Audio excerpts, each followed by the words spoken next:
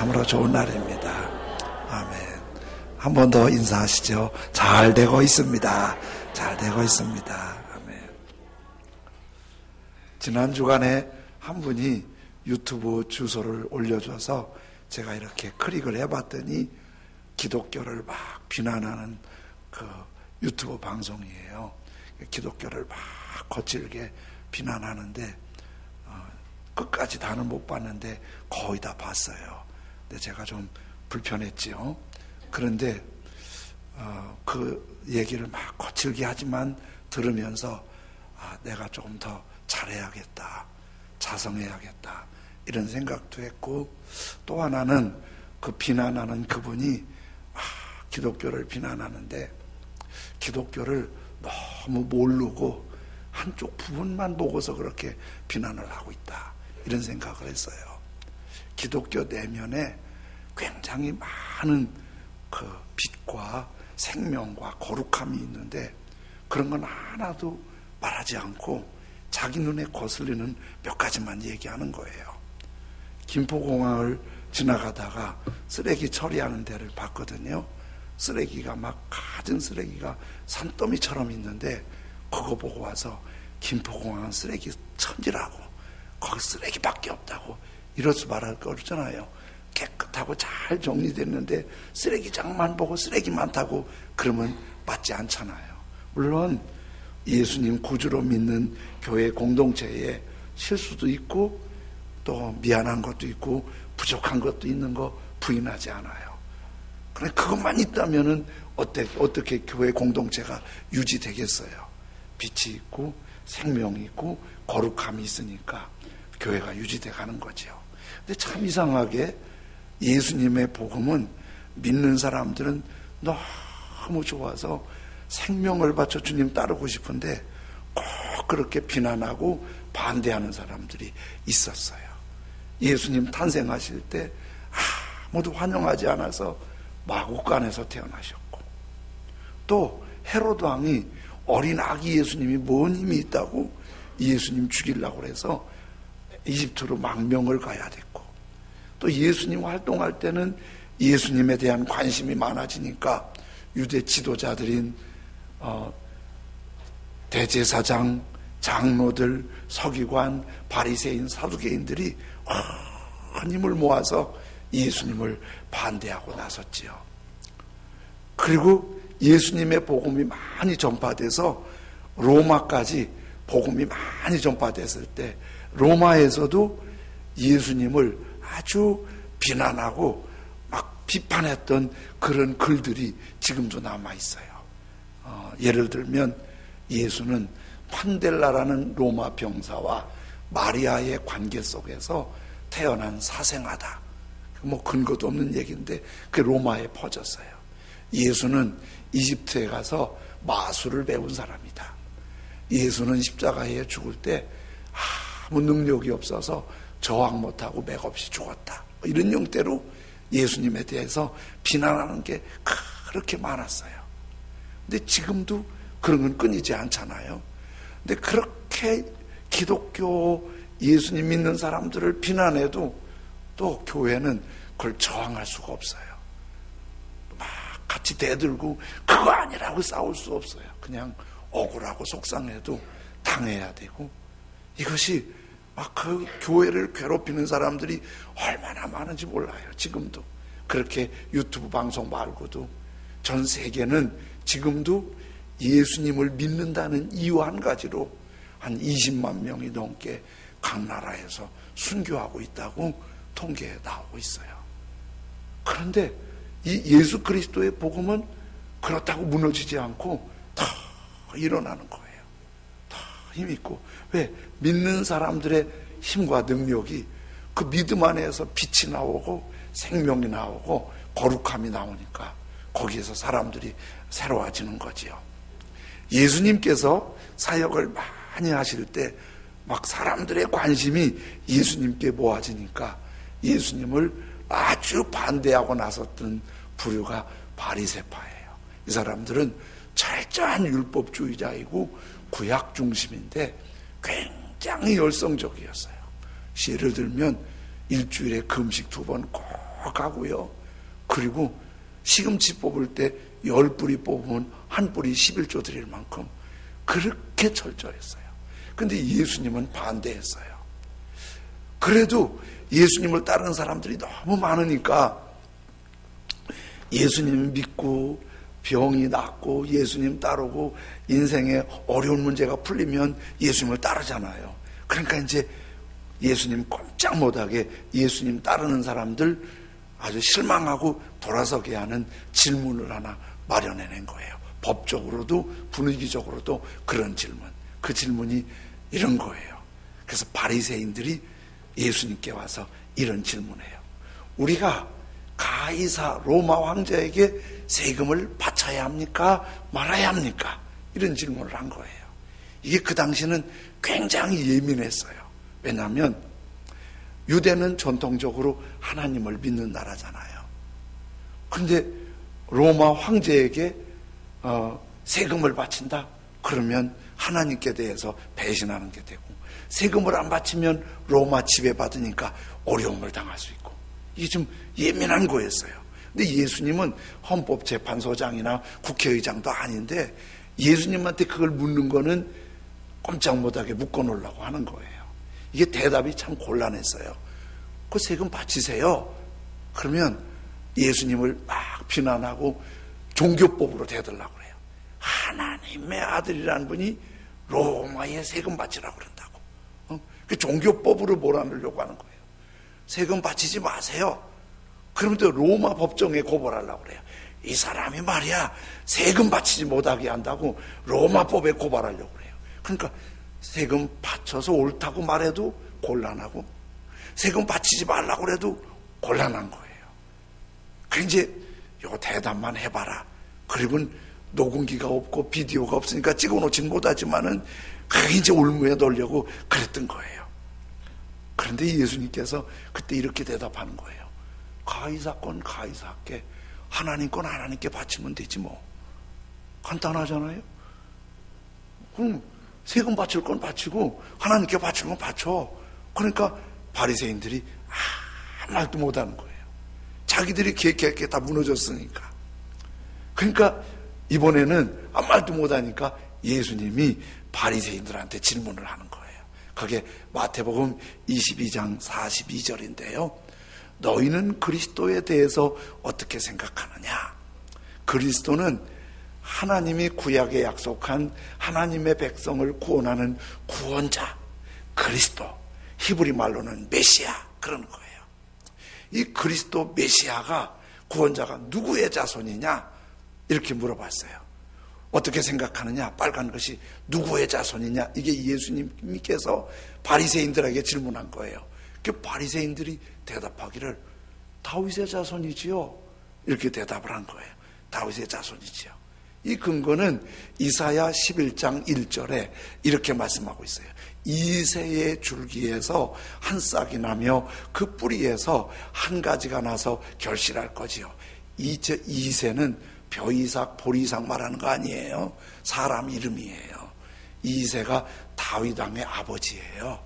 그래서 이새의 뿌리라면 이새의 아들 다윗의 후손에서 그리스도가 나온다는 말을 저렇게 예언해 주시고 약속해 주신 거예요. 저걸 근거로 해서 또 다른 데도 있지만은 앞으로 그리스도 메시아가 오시면 그분은 다윗의 후손이라고 바리새인들, 유대인들이 철석같이 믿고 있으니까 누구의 자손이냐? 그러니까 다윗의 자손입니다. 이렇게 대답을 한 거예요. 그랬더니 예수님께서 마태복음 22장 43절 44절에 이렇게 말씀하여 예수님께서 이르시되 그러면 다윗이 성령에 감동되어 어찌 그리스도를 주라 칭하여 말하되, 그리스도를 주라 칭하여 말하되, 그리스도를 주님이라고 부른 거예요. 주께서 내 주에게 이르시되 내가 네 원수를 내 발 아래 둘 때까지 내 우편에 앉아 있으라 하셨도다 하였느냐? 이제 이런 질문을 던진 거예요. 그리스도를 어떻게 주님이라고 하니? 자, 생각해 보세요. 유대인들이 예수님 질문에 그리스도는 누구의 자손이냐? 그러니까 다윗의 자손입니다. 그랬더니 성령의 감동을 받은 다윗이 그리스도를 주님 그런 거예요. 그러면 제가 윤요한 집사 아들 예준이가 교회 왔는데 무릎 꿇고 주님 그러고 있으면 어떻겠어요? 제 손자 보고 주님 그러면 우리 목사님 맛이 갔나? 아니 쬐끄만 애한테 무슨 주님이야? 그래서 지금 이 질문이에요. 이렇게 질문하는 거예요. 근데 다윗은 예수님 탄생하는 그때보다 1000년 전의 인물이에요. 1000년 전에 다윗이 1000년 후에 태어날 메시아 그리스도 자기 후손인데 아까 내 후손에서 그리스도 메시아가 나올 거야. 그 인간 말이야. 뭐 이렇게 후손이잖아요. 그런데 1000년 후에 나올 후손 보고 주님 이게 말이 되냐는 거예요. 어떻게 그렇게 살 수 있냐? 그러는 거예요. 그 질문에 마태복음 22장 45절 46절에 다윗이 그리스도를 주라 칭하였은즉 다윗이 자기 1000년 후에 후손 보고 주님이라고 했는데 어찌 그의 자손이 되겠냐? 너희들 그리스도를 다윗의 자손이라고 하는데 이게 말이 되냐? 그리고 자기 자손 보고 주님 그런 게 말이 되냐? 그러니까 빨간 글씨 한마디도 능히 대답하는 자가 없고 당대의 성경학자들이고 연구해서 예수님 꼼짝 못하게 한다고 왔는데 자기들이 말을 못하게 생긴 거예요. 그리고 밑에 검은 글씨 뭐라 했어요? 그날부터는 감히 그에게 붙는 자가 없더라. 괜히 예수님한테 말했다간 뒤통수 맞을 것 같으니까 예수님한테 말을 안 했다는 거예요. 그런데 여기서 이제 이게 이제 우리에게 궁금한 거예요. 예수님께서 말씀하시기를 그리스도를 주라 칭하였은즉 주께서 내 주에게 그러면 이게 도대체 첫 번째 주는 누구고 두 번째 내 주는 누구냐? 이걸 구분을 첫 번째 주는 누구고 두 번째 내 주는 누구냐? 사실은 예수님이 말씀하신 이 말씀이 시편 110편 1절 오늘 말씀을 인용하신 거예요. 그래서 이렇게 하잖아요.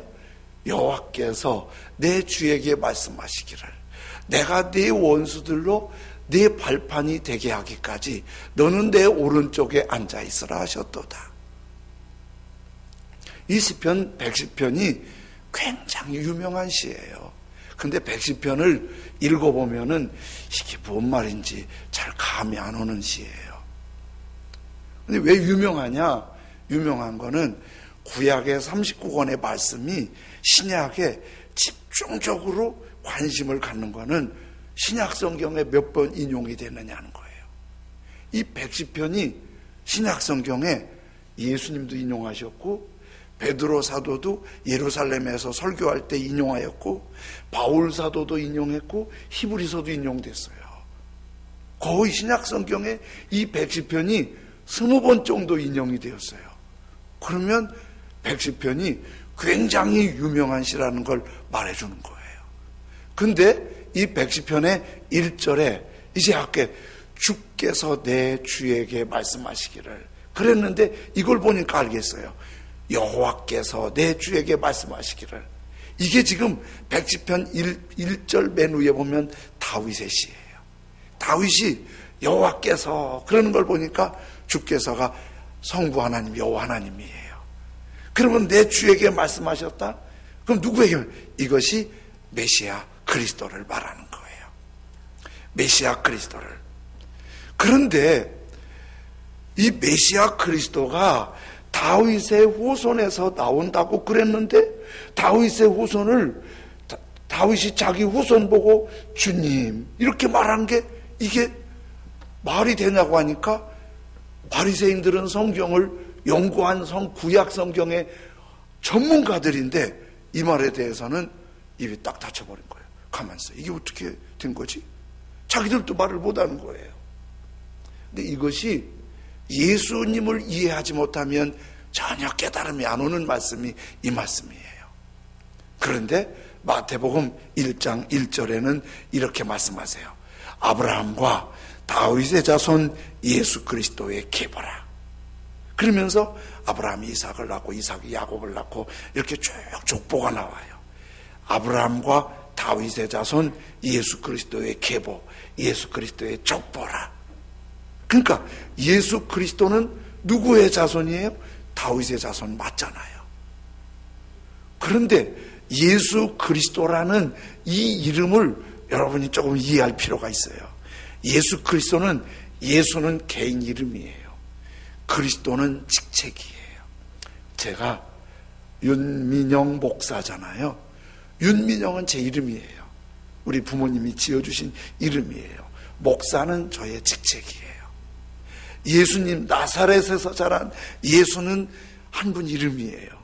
그분에게 하나님께서 그리스도의 직책을 주신 거예요. 구원자, 메시아가 되신 거예요. 근데 그분이 다윗의 자손이에요.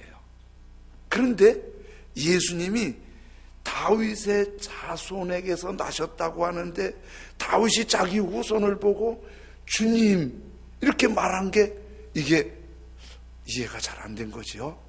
근데 이거를 예수님을 알면 이해가 되는 거예요. 예수님이 다윗의 자손에서 나셨지만은 다윗의 자손이라는 형식을 이용하신 거예요. 무슨 얘기냐면 예수님이 마리아를 통해 낳았잖아요. 마리아와 결혼하기로 약속한 사람이 요셉이에요. 그런데 이 요셉이 마리아와 결혼하기로 약속했는데 아직 결혼을 안 했는데 요셉이 갑자기 충격을 받았어요. 자기와 결혼하기로 한 마리아가 아직 손도 안 잡아보고 같이 있어보지, 그 당시 문화대로 그냥 멀찍이에서만 봤지 가까이 본 적이 없는데 그 마리아가 손목도 안 잡아봤는데 배가 불러오는 거예요. 이 여자가 바람이 났나, 무슨 못된 짓을 해서 배가 불러오나. 근데 배가 아파서 배불러온 것도 아니고 살쪄서 배불러온 것도 아니에요. 분명히 아기를 가진 거예요. 그래서 요셉이 아주 점잖고 경건한 사람이어서 마리아를 아주 망신을 줘서 쫓아보낼 수도 있는데 요셉은 그러려고 하지 않고 요셉도 이해가 안 돼서 조용히 끊으려고 했어요. 끊으려고 하는데 마태복음 1장 20절 21절에 이렇게 말씀하세요. 이 일을 생각할 때에 요셉이 마리아를 조용히 끊으려고 생각할 때에 주의 사자 천사가 현몽하여 꿈에 나타나 이르되 다윗의 자손 요셉아. 요셉이 다윗의 자손이죠.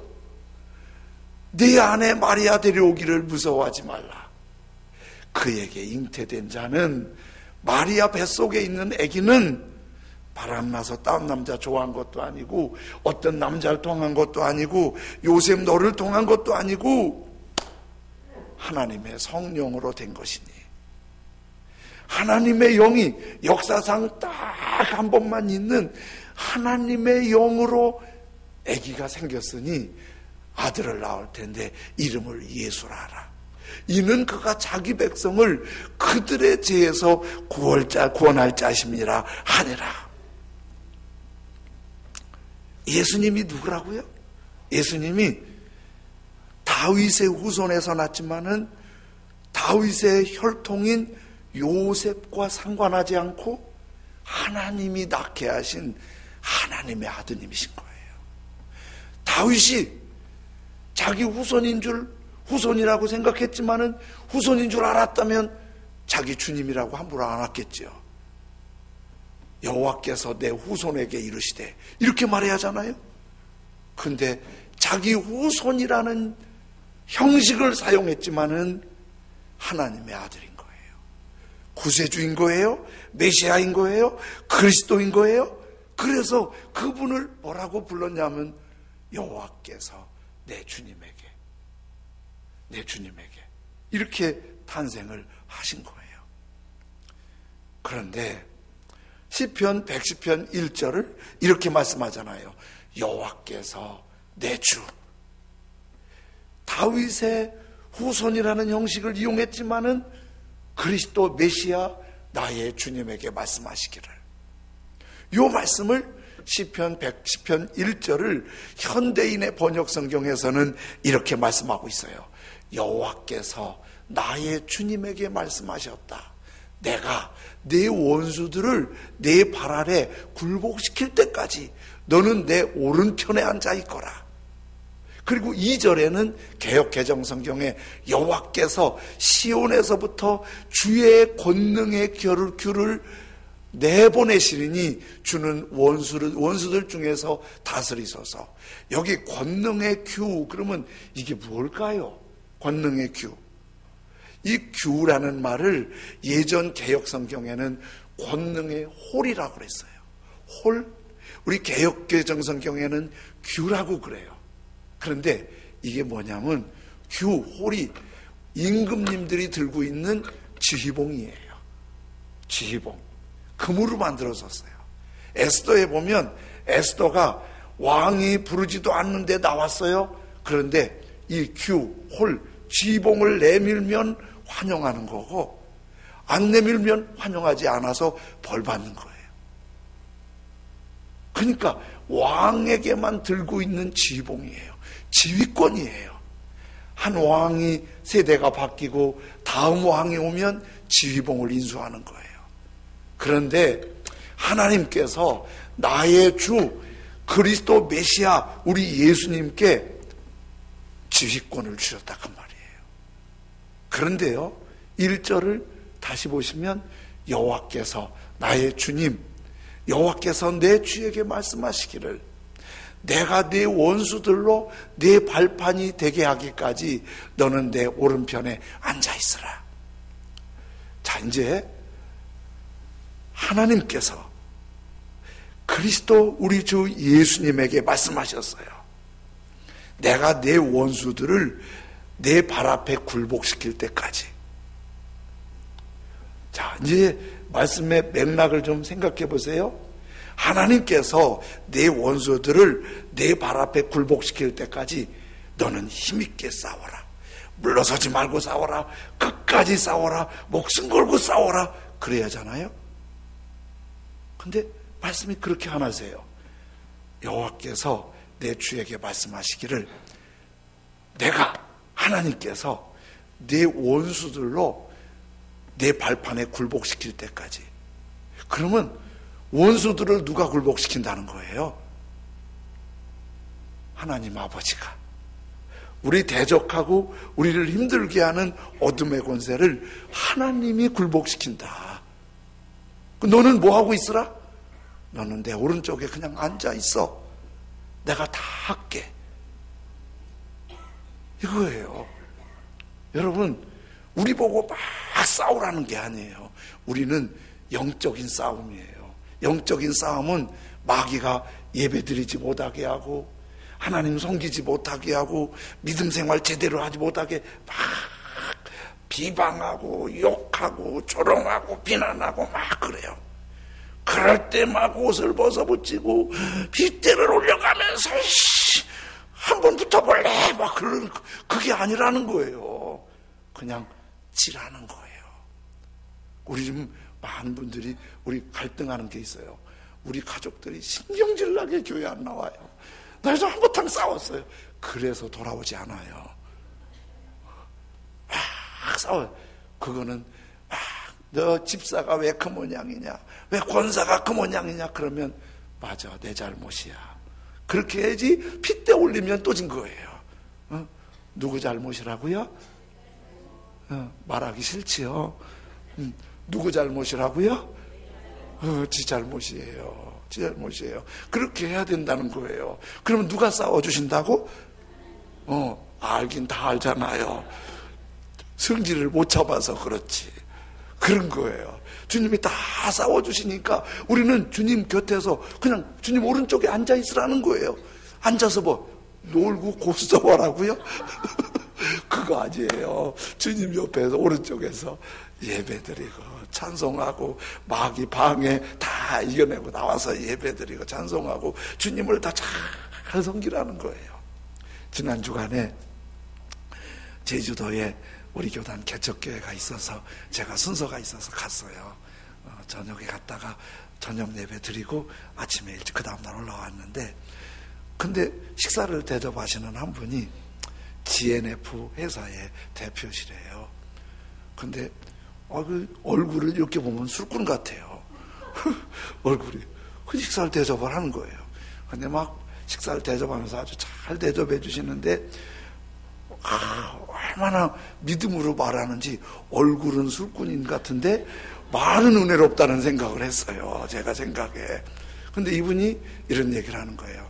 너무 여기 육지에서 일을 하다가 사업 실패해서 도망가듯 제주도로 갔대요. 거기서 예수님을 믿고 구원의 기쁨이 막 넘치는 분이세요. 근데 당신이 나가는 교회가 컨테이너 박스에 있는 아주 허름한 교회인데, 너무 은혜 받으면요 교회 크고 작고 뭐 규모 있고 상관없더라고요. 얼마나 은혜가 넘치는지 그분이 이런 얘기를 하는 거예요. 나 그분한테 하나 배웠어요. 뭐라고 하냐면, 하나님이 감동할 때는 기도하지 말고 순종해야 된대. 그래서 뭔 뜻인가 했더니, 감동이 왔는데 기도하니까 계산하다가 못하겠더래. 그 말 듣고 깨달았어요. 감동 오면 목사님이 무슨 말하면 기도하지 말고 순종해요. 그냥 기도해버리면 계산하다가 안 된다는 거예요. 자기 얘기를 하는 거예요. 감동이 오는데 자기 보고 예배당을 지라고 그래요. 아무것도 없는데. 기도하면 당연히 안 된다 그러잖아요. 돈도 없는데. 그래서 그냥 은행 가서 물어봤대요. 거래하는. 나 얼마나 대출해 줄 수 있냐고. 몇 억 해줄 수 있다고 그래요. 그 대출해 달라고 그래서 그 돈 봉투에 넣어갖고 주일날 헌금을 했대요. 우리 교회 예배당 쳐야 됩니다. 예배당 짓는 거요, 돈 있으면 쉬워요. 돈이 어려워서 그렇지. 그럼 돈 있으니까 버떡버떡해서 그 돈만큼 예배당을 컨테이너 껴서 잘 줬잖아요. 몇 달 지났는데 이분이 그러는 거예요. 육지에서 한 사람 친구가 제주도에 와갖고 자기 보고 4,500평 땅을 사라는 거예요. 그게 10만 원이 조금 넘으니까, 평당 10만 원이 넘으니까 한 6억만 내고 사라고 그러더래요. 나 돈 없어 못 사. 그랬더니 하루 종일 자기를 붙잡고 짜장면을 사주면서 사라고, 5천만 원 깎아줄게 사라고, 3천만 원 더 깎아줄게 사라고.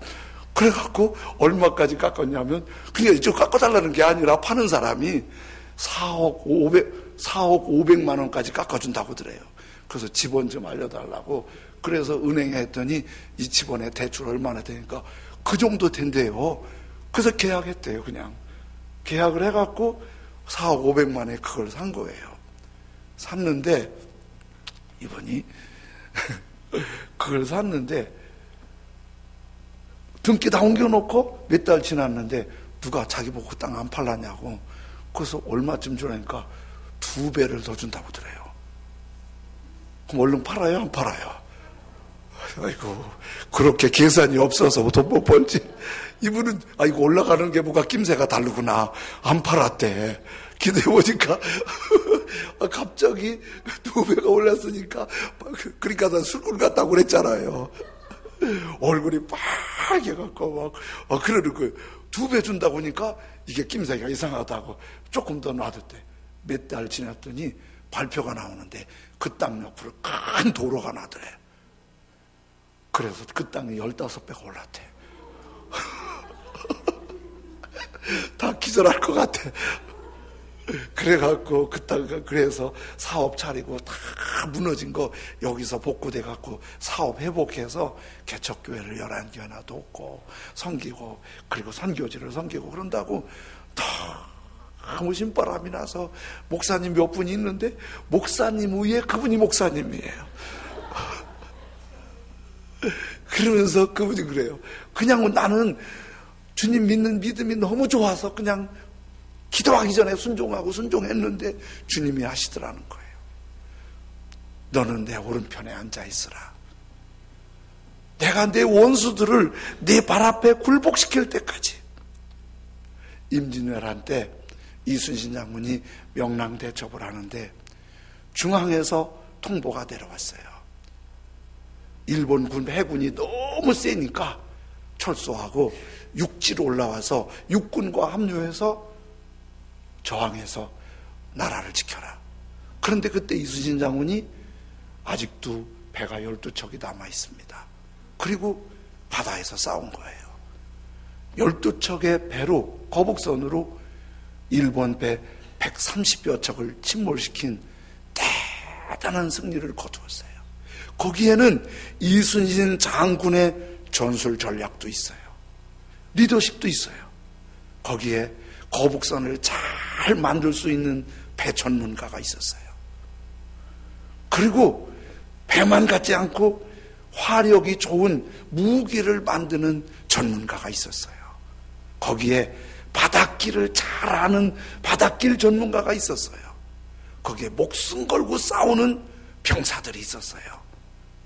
이것들이 합쳐지니까 이순신의 이름만 남았지만은 역사상 흔치 않은 작은 배로 엄청난 승리를 거둔 거예요. 우리에게 이렇게 도와주시고 붙드시는 분이 계시면 우리는 언제나 승리할 줄로 믿습니다.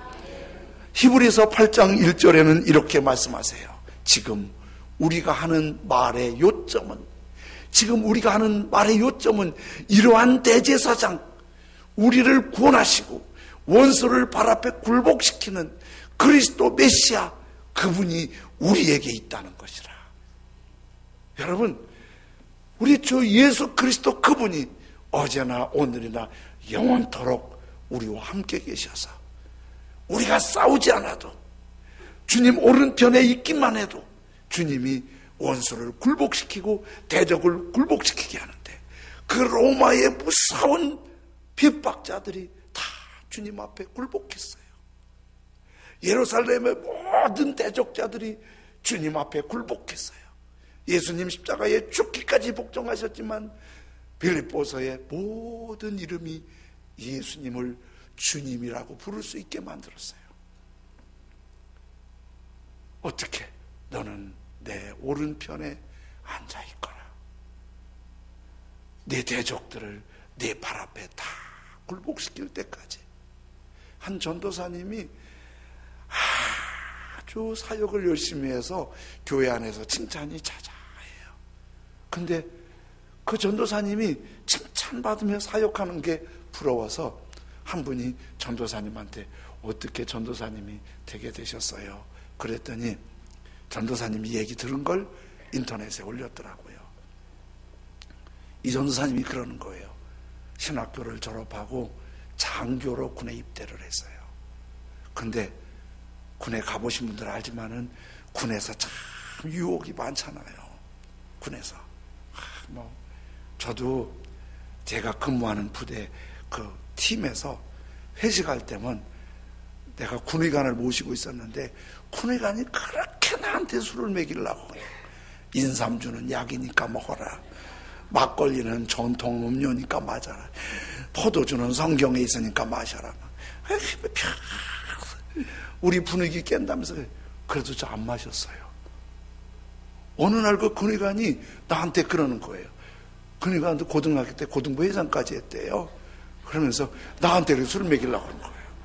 그래서 성경에 어디, 성경을 아니까 어디 성경에 술 먹지 말라고 그랬냐고 그러는 거예요. 그래서 내가 잠언 23장 딱 펴드렸더니 쭉 읽어보더니 끄떡끄떡 하더니 그 다음부터 날 보고 술 먹으라 안 했어요. 아주 참 군대는 유혹이 많아요. 보는 사람도 없고 다 모르는 사람들이니까. 근데 이분이 신학교까지 나왔는데 술에 빠지면서 각종 방탕한 생활에 삶이 다 망가진 거예요.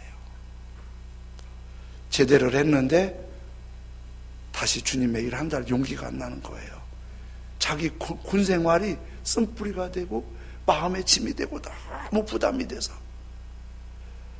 그리우면 가끔 예배드리지만 주님의 일은 생각을 못했어요.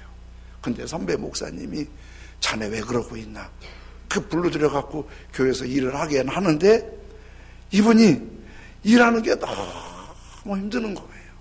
그래서 이분은 사역을 하면서 전도사님이 능력 주세요, 도와주세요, 이런 거 하지 않아요.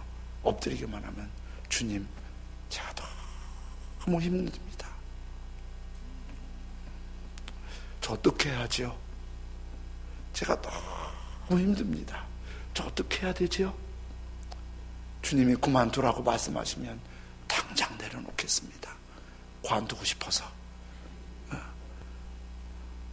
주님이 그만두라고 하시면 당장 내려놓겠습니다. 저 어떻게 해야 되지요? 저 너무 힘듭니다. 어느 날 그것 때문에 막 씨름하면서 저는 어떻게 하지요? 어떻게 하지요? 그랬더니 주님이 이렇게 말씀하시더래요. 그러냐? 나 없이 지내는 삶이 얼마나 비참한 걸 알았으면 됐다. 주님 없이 사는 삶이 얼마나 비참한 걸 알았으면 됐다. 근데 그 말씀이 탁 들리는데 눈물이 팍 쏟아지더래요. 팡팡 울면서 주님한테 그렇게 고백했대요. 주님 없이 저 못 살아요. 제가 너무 미안해서, 제가 너무 부끄러워서, 제가 너무 마음이 아파서 그러는 거지. 주님 없이는 정말 저 못 살아요. 맞아요. 내가 주님 없는 삶이 너무 비참했어요. 그래서 주님 앞에 그렇게 울은 거예요. 그 다음부터 이 전도사님 움직이는 건 그거예요. 맞아. 나 주님 없이는 비참해서 못 살아. 주님 안에 사는 게 가장 큰 복이지. 주님 안에 사는 게 가장 큰 복이지. 주님께서 이렇게 말씀하시잖아요. 네 원수를 내 발 앞에 굴복시킬 때까지. 굴복시킬 때까지. 누가? 아버지가. 우리 아버지가 네 원수를 내 앞에 발 앞에 굴복시킬 때까지. 예수님 믿는다고 조롱할 수도 있어요. 비웃을 수도 있어요. 비난하고 괴롭힐 수도 있어요. 그러나 너는 내 오른편에 앉아있거라. 오른편에서 예배의 자리에 서 있거라. 감사와 찬양의 자리에 서 있거라.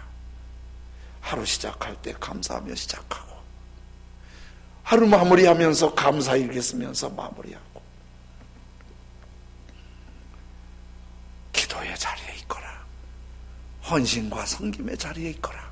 그러면 내가 굴복시켜서 너를 참 복되고 영광스러운 자리로 권능의 홀을 내 손에 안겨주리라.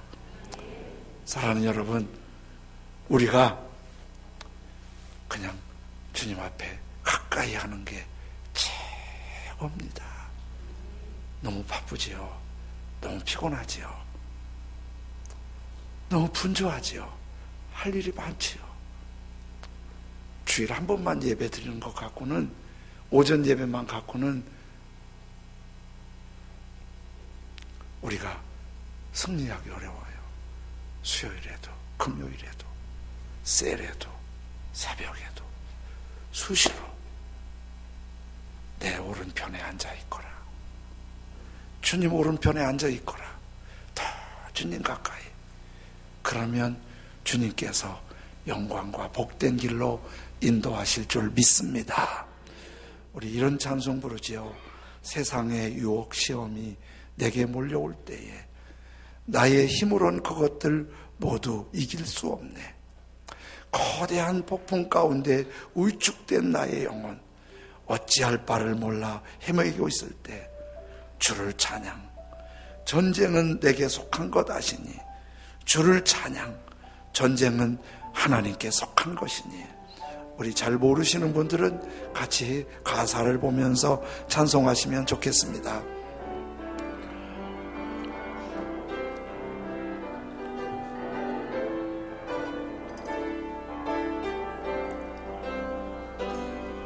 세상의 유혹 시험이 내게 몰려올 때에 나의 힘으론 그것들 모두 이길 수 없네. 거대한 폭풍 가운데 위축된 나의 영혼 어찌할 바를 몰라 헤매이고 있을 때 주를 찬양 손을 들고 찬양 전쟁은 나에게 속한 것 아니니 주를 찬양 손을 들고 찬양 전쟁은 하나님께 속한 것이니 거짓과 속임수로 가득 찬 세상에서 어디로 갈지 몰라 머뭇거리고 있네. 공중의 권세 잡은 자 지금도 우리들을 실패와 절망으로 넘어뜨리려 주님 주를 찬양 손을 들고 찬양 전쟁은 나에게 속한 거다. 아멘. 주를 찬양 손을 들고 찬양 전쟁은 하나님께 속한 것이 주위를 둘러보면 아무도 없는 듯 믿음의 눈을 들며 보이는 분 계시네. 지금도 내 안에서 역사하고 계시는 사망과 어둠의 권세 물리치신 예수. 아멘. 주를 찬양 손을 들고 찬양 속한 것 아니니 주를 찬양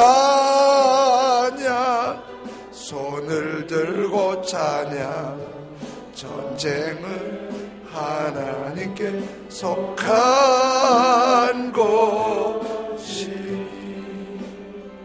주님을 떠나 살면 비참합니다. 그러나 예배자로 큐티하면서 감사일기 쓰면서 주님 오른편에 주님 가까이 거기에 머물러 있으면 주님이 우리를 위해 싸워주십니다. 이기게 하십니다. 거짓과 속임수로 가득 찬 세상에서 주님밖에 희망이 없습니다. 승리가 없습니다. 주님 더 가까이 하게 해주십시오. 오른편에 머물게 해주십시오.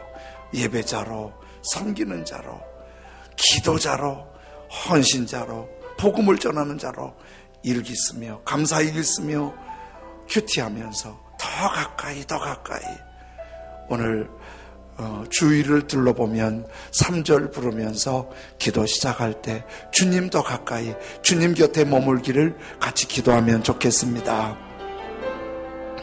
주위를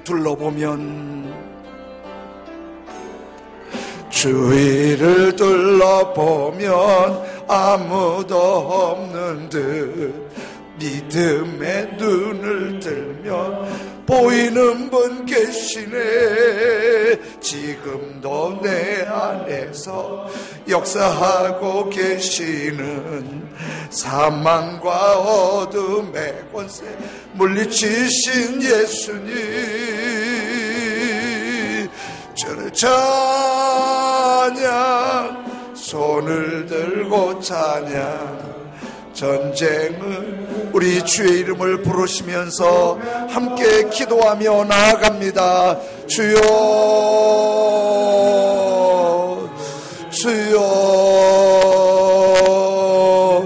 주님을 떠나고 주님 멀리하면 처량하고 비참하지만 주님 오른편에 머물러 있으면, 주님 손 붙잡고 있으면 주님께서 우리를 이기게 하시고 우리를 붙드시고 우리로 승리하게 하시는 거룩한 능력, 선한 능력을 믿습니다. 주여, 주여, 거룩하신 나의 아버지 하나님, 성령과 진리와 능력으로 거룩한 역사로 붙으시길 원합니다. 예배자로, 큐티하며, 감사하며, 기도자로, 헌신자로, 전도자로 주님을 더 가까이 하고 주님으로 말미암아 힘을 얻고 하나님의 거룩한 역사가 있도록 전능하신 나의 아버지 하나님 붙드시고 주장하시고 역사하시고 인도하시길 기도합니다. 주님 은혜 베풀어 주시옵소서. 주님 영광을 받아 주시옵소서. 예수님의 이름으로 기도드립니다. 주를 찬양,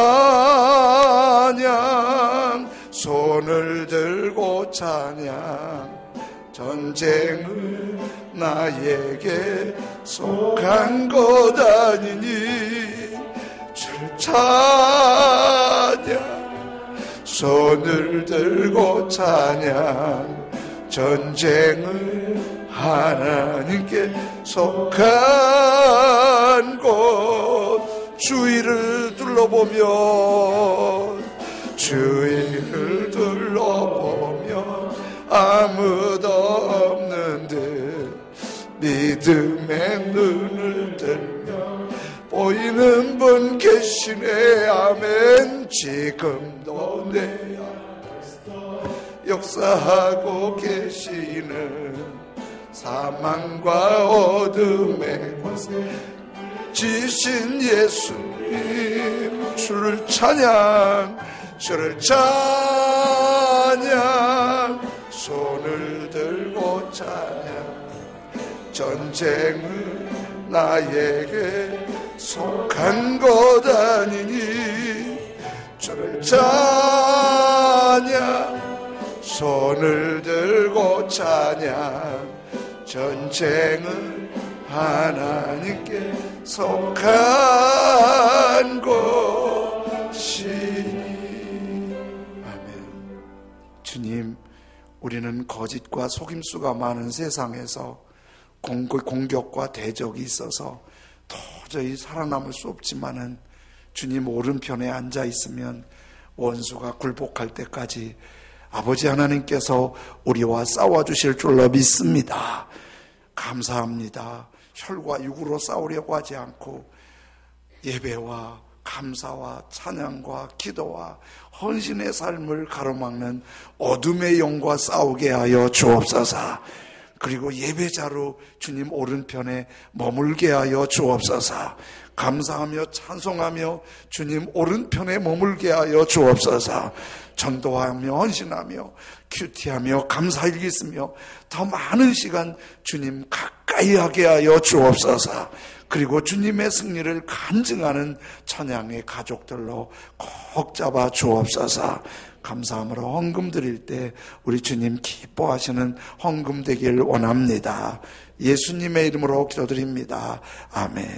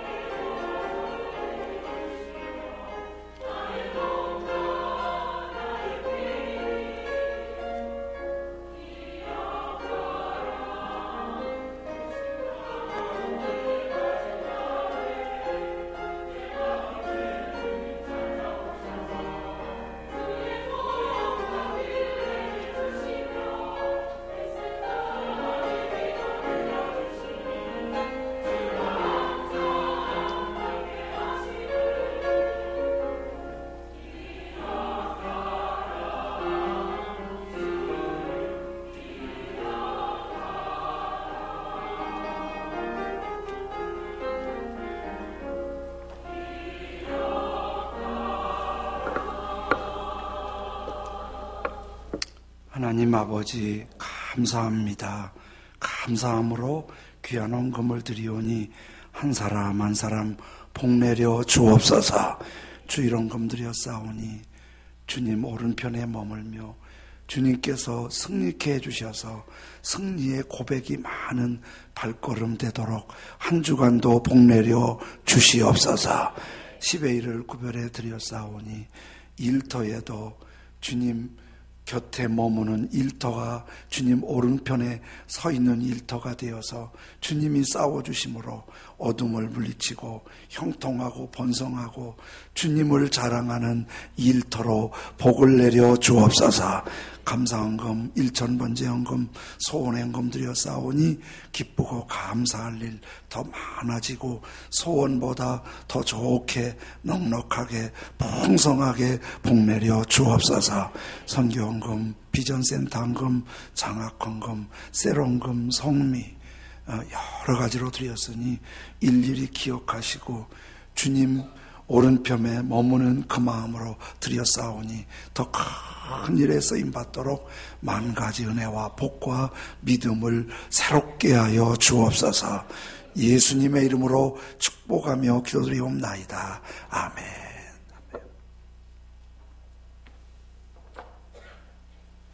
함께 예배 드리신 분 환영합니다.